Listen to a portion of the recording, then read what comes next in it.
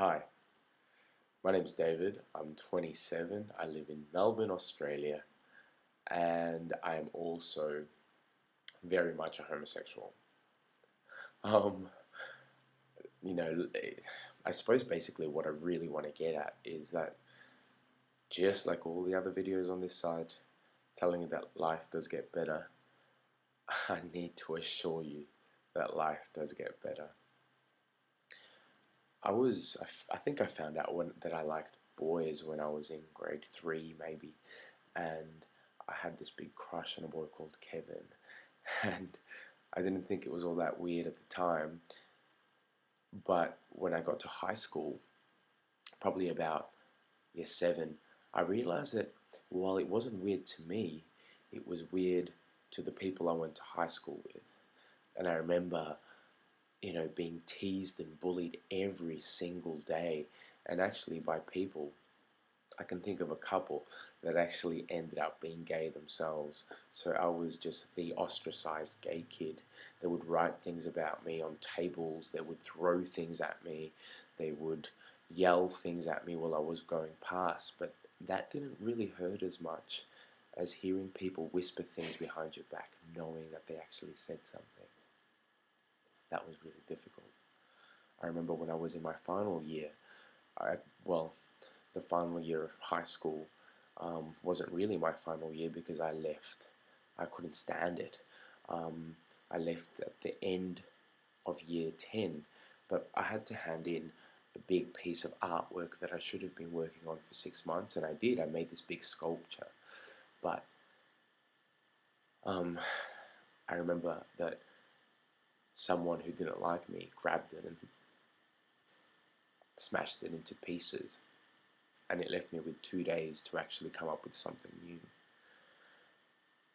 And I did, but I resolved on that day that I would not go back to high school. I ended up being homeless.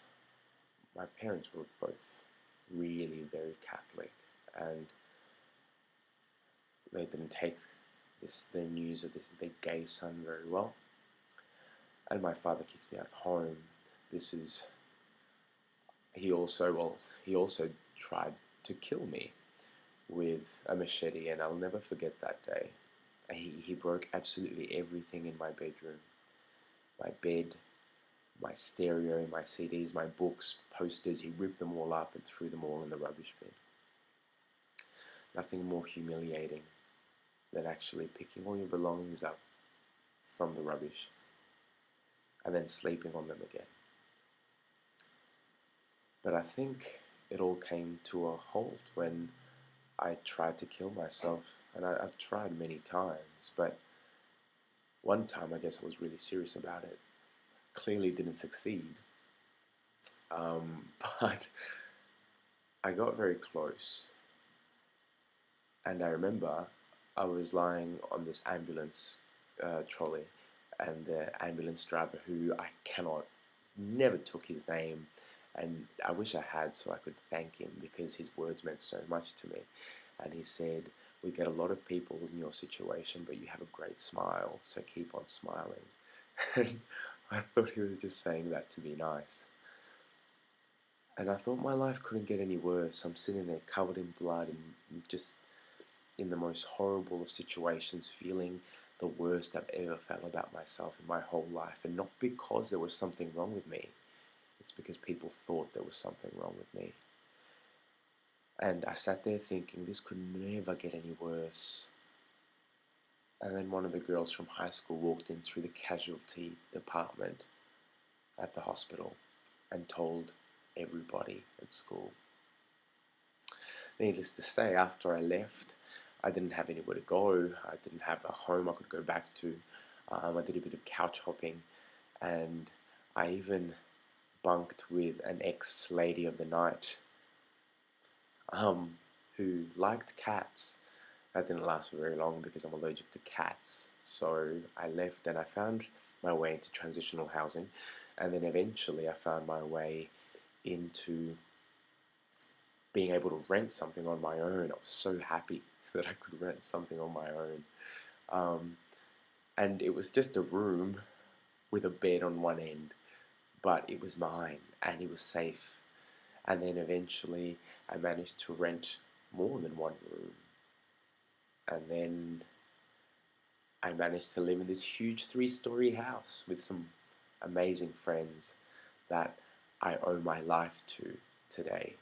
And if it wasn't for those people, if it wasn't for my friends, and it wasn't for my family, some of them, I wouldn't be here. And I owe my life to them. And it's because of them that my life just got better and better and better. I've got some really good friends, and I've got an absolutely beautiful partner who looks after me, probably more than he should. But it does get better, believe me. Now I'm sort of not renting anymore, and this house has more than one room, and we have 2 fish called fish and chips. It does get better, believe you me, it does get better.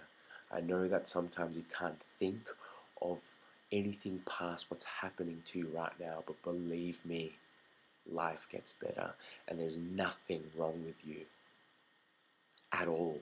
And I'm going to leave you with something that I used to repeat to myself. It's a quote from one of my favorite plays.